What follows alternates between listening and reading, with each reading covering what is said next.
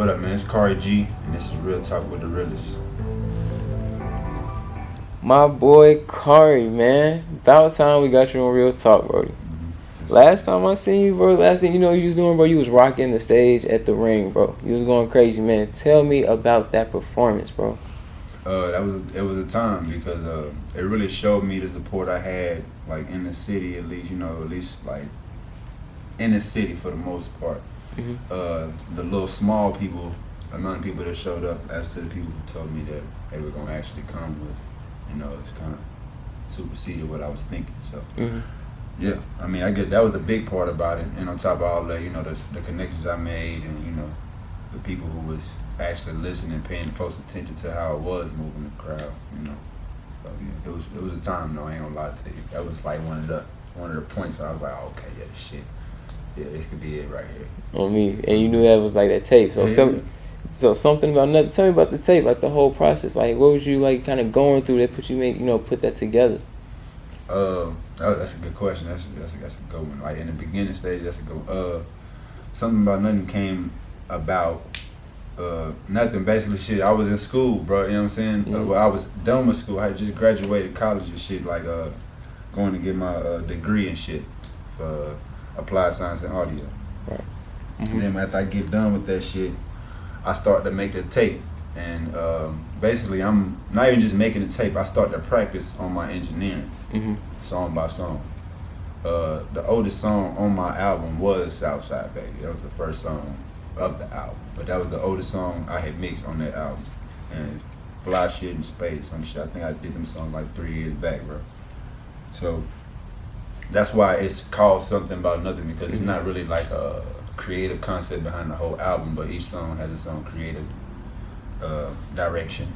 I get that. So each song is out something about nothing. Something about nothing. That's what I'm giving you. Something about nothing. That's dope, man. I like that. You kind of like put a little twist onto the whole. Yeah, I like that, bro. Album, just cause like basically I was practicing. No, I ain't like being cocky or nothing. But that's what it was. I was really practicing on my mixing. That's why like once you get to like the second half of the album, it's like damn near all snippet songs. Cause I couldn't catch. At first, I couldn't really learn how to balance my second verse and my first verse and like actually be able to mix them to where they sound the same and all that good shit. It would sound like the mic too low or some shit like that. So I just be like, all right, fuck, I'm gonna cut it out. So if I couldn't one take it. So that's why the second half was so short. But even when I got out of school, I learned that the recording process is more important than the mixing process. That's what really, you know what I'm saying? Now, never mind. You could. But so now it's a new wave, though. I'm different with the mixing now, yeah. Okay, so like when you were in school, that was really what you wanted to really focus more on, like engineering and mixing before you wanted to make music? Nah, I've been writing music since I was like 10 years old, bro. Oh, really? I've been writing music for a while. The only reason I got to mixing was because I couldn't consistently make music like I wanted to. Okay. I didn't know where to, I knew where to record at, yeah, but of course you got to pay out of pocket all this good shit. I'm a young nigga, I can't. You know what I'm saying? I can't maneuver function like that. So I didn't really have nowhere to record. But for the most part, once I realized that, I was like, oh, okay, if I want to do this, I got to go do it. I just went to school, but I did that shit. I ain't even gonna lie to you. Got it done, and I was like, all right, cool. I can mix myself, master myself, write my own music. I can even make my own beats. I just choose not to. I ain't gonna lie to you. It's a heavy workload, but I can do that shit if I please. But yeah. Man, that's dope. So you like another modern day Kanye, bro? Man, I would love to be. I ain't gonna lie, that nigga, man. Oh, my nigga look rich, you fool. Nigga rich, bro. Yeah, but I really think I could, you know what I'm saying? I think I could, alter some people's minds, though, honestly. Like, just off of the simple fact of, I'm starting this shit from the bottom of the pot, just like anybody else, I guess, in a sense. It's just, I'm tying things together differently, and I'm actually able to, I guess, break down and be able to process what I'm doing in between time, which is what's making it beautiful. You know what I'm saying? I ain't gonna lie to you, bro. This is the beautiful part of it. I feel that, man. So when we listen to like Part of My Soul, like that's one of like my favorite tracks on the tape, legit, bro. What inspired you to even like put that one together? I know that you're saying like everything was kind of like you practicing, but that one, when I was listening to it, it kind of felt like it was like literally like it was inspired by something? Like you went through something. Like was there any like attachment to that song or anything? It is. I mean, and his idea for the video was it's kind of in that swing. It's just more so like, okay, that was around the time. That was kind of like an acceptance point. If you listen to Pardon My Soul, it's like shit.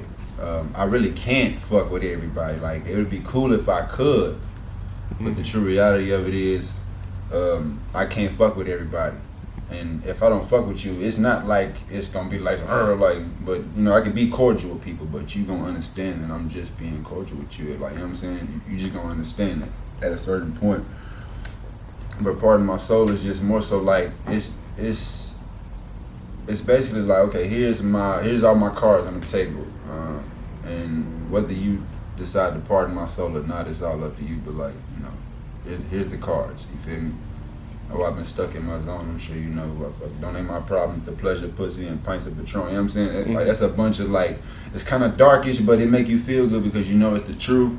And it's, you know, you get what I'm saying? It's an imbalance, just like everything is, bro. I guess in a sense, it's just I'm trying to figure out a way to balance all this shit out like everybody else is. So that's what Pardon My Soul kind of came about.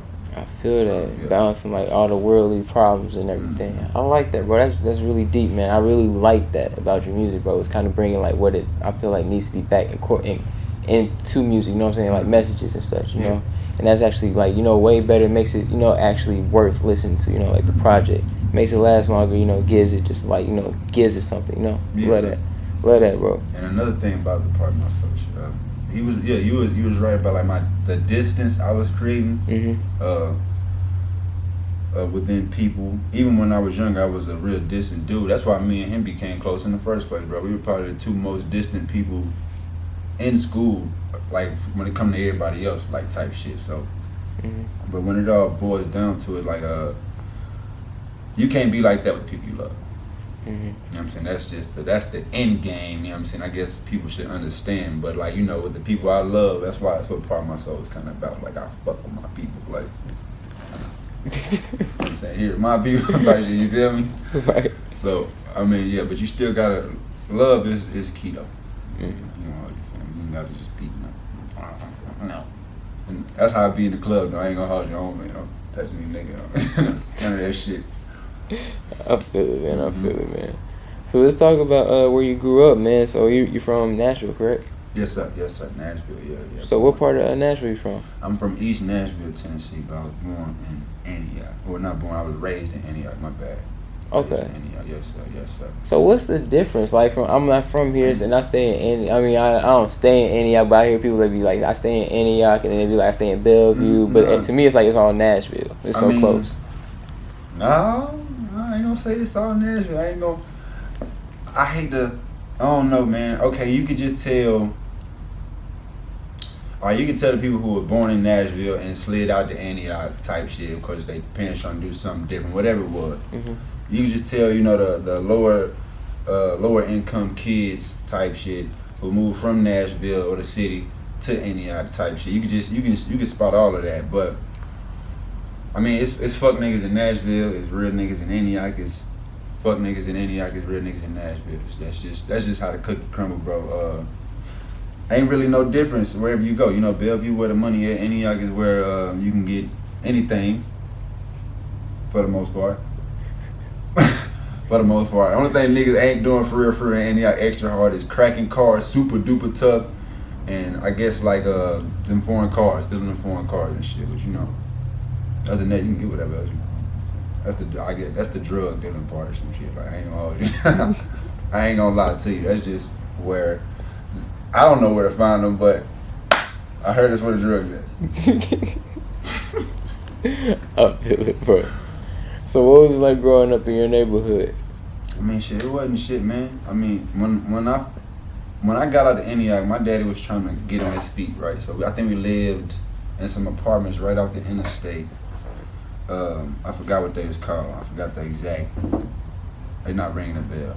I think we lived there, and then we lived in the Overlook.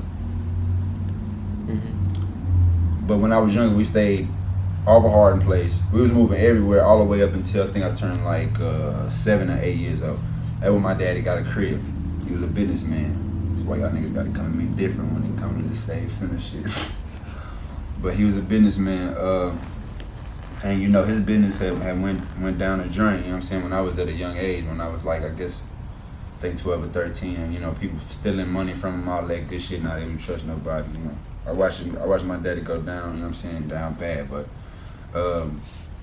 yeah, he never like that shit never put no hole in his head. Like, you know what I'm saying? That shit ain't never really.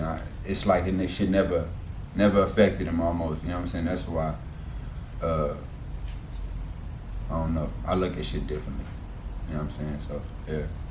It wasn't just too rough growing up type shit. I ain't paid no attention to nobody. I stayed out of everybody's way. You know what I'm saying? I was really in the house for the most part. I was a musician by the time I was 10 years old, bro. Like, basically, I was already writing music by the time I was 10. So, it wasn't nothing too much rough about life. I'm a family-oriented dude. I stayed around my family my whole life. That's what's up, man. So, it wasn't nothing too rough, you know what I'm saying? I'm big on loyalty, so that's probably about it for the most part. You know what I'm saying? I ain't had to grow up watch nobody get killed, no dumb shit like that. Anybody, you know? Well, I've seen 2 people die. You know what I'm saying? But you know, I ain't have to grow up and be on no like on go until I really became a man. Like that's really the time I had to be on go. I wasn't forced to be on go as no kid. You know what I'm saying? I had to be on go when I grew type shit. A lot of these niggas out here be thugging as a grown ass man, and you ought to be ashamed of yourself if you start thugging after you turn 18. You are officially weird at that point, fam. I ain't gonna lie to you, man. If you start thugging after you graduate high school, college, bro, so, you know what I'm saying? There's something else going on. You need to go to therapy, bro. I ain't gonna lie to you. Niggas was doing that shit when they was younger. It's over with. Fact. But you get what I'm saying. You feel me? I ain't no different than these niggas, bro. You know what I'm saying? I grew up. Me and my mama had shit. Basically, my mama was broke. By the time my daddy lost his business, you know what I'm saying, me, my mama, and my sisters, you know what I'm saying, my mama had the job she had and she had to take care of us 3. That's what it was. So, you know what I'm saying? That's the personal part of it, but you get what I'm saying. I feel you, bro. Mm-hmm. So talk to me about Save Center Records, man. Save Center Records, I mean, I wish I had the damn jacket on. I can show you the reflective essence. Basically, it's about the same shit perspective. You get what I'm saying? The way that you look at things. It's gonna be full of talent, but for the most part, it's gonna be like a judge-free environment. Like nobody gonna be judging anything, nothing that's going on around what's happening in Save Center Records. Save Center Records is gonna be completely free. Everybody's gonna be themselves at all times. That's basically really what it's about, man. I mean, a lot of people will look at me a certain way, like I said. I mean, I think I did a speech when I was in class one day at SAE. I think I had said something. I asked the class, I don't know, I was asking them, like, if you look at me right now, would you be able to tell that I've been to jail, or would you be able to tell that I'm in college? Like, you know what I'm saying? I asked them, would y'all be able to tell that I'm in jail or in college? You know what I'm saying? And I think my speech was about judging righteously, if you're gonna judge at all, about judging righteously. So I think when I asked that, the whole class was like, not even just the whole class, but like over half the class was like, okay, who in here think I would have been in jail? You know what I'm saying, if you would have first seen me. So I asked them, you know what I'm saying? I asked them, did you judge righteously? Because really, you don't know me. That's basically my whole thing. You have no idea who I am, so ain't no way that you could be judging from a righteous standpoint. But yeah, it got real quiet after that, fam. I'm not gonna lie to you. That's when I knew I could move a crowd too. At that point, like when they got like super quiet when I said that shit, and I was like, y'all didn't judge me righteously. Ain't no way in hell. But yeah, a lot of people look at me, dreads, tattoos.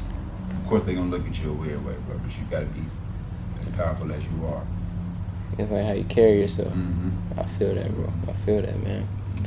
Man, So definitely, bro, I appreciate that. Is there anything that you would like to talk to anybody, like an aspiring artist? Any advice that you would give to somebody that's probably trying to follow in your footsteps, especially in the different type of wave, like the trap soul wave that you got going, that you would give to them? I mean, all I can tell you is, man, if you know you can put a melody together, you know you got some type of bars, no matter whether they the tip-top bars or not. Make sure that you're not waiting on nothing or nobody. Just don't do it. Don't wait on nothing or nobody. If you wait on somebody, that's all you're gonna be doing is waiting, bro. I ain't even gonna lie to you. You just gotta get your feet rolling. Like I said, I feel like I should have been doing this shit a long time ago. If you feel like you should be doing it right now, that's what you should be doing. I feel that, bro. And is there any shout outs you want to give out to your Shout any of out your to people? JB the realest nigga. JB the realest nigga. Torn B. I wish y'all could see this nigga, you feel me? But Torn B, JB the realest. I don't know, shout out my whole family, man. Shout out the whole Save Center Records. Jordan, Walt, you feel me? What's up with y'all boys, man? Mammy, Pappy, Granny, everybody, man. KHARI, we here. Appreciate you, bro. Let's go ahead and get you in the booth, buddy. Alright, let go.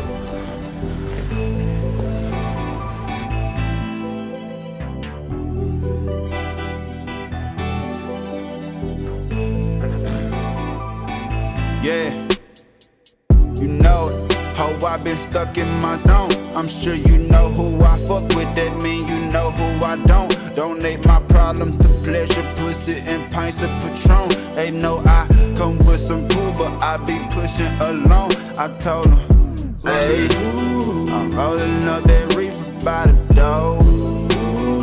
Pop me up some liquor, sipping slow. I don't fuck with you and you should know. Just a part of my role. I told him, pardon my soul. Hey. I told him, pardon my soul. Hey, hey. I told him, pardon my soul. Hey. I told him, pardon my soul.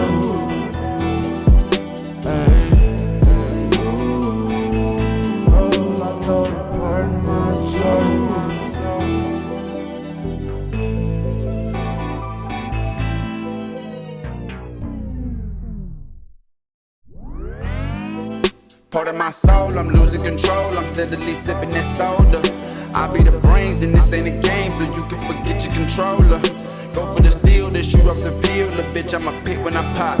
And then I'ma drop and leave you a grave. Bound the ball like we play for the Braves. I told him, hey, I'm rolling up that reefer by the door. Hold me up some liquor, sipping slow. I don't fuck with you and you should know. It's a part of my role. I told him, pardon my soul. Hey. I told him, pardon my soul. Hey. I told him, pardon my soul. Hey. Hey. I told him, pardon my soul.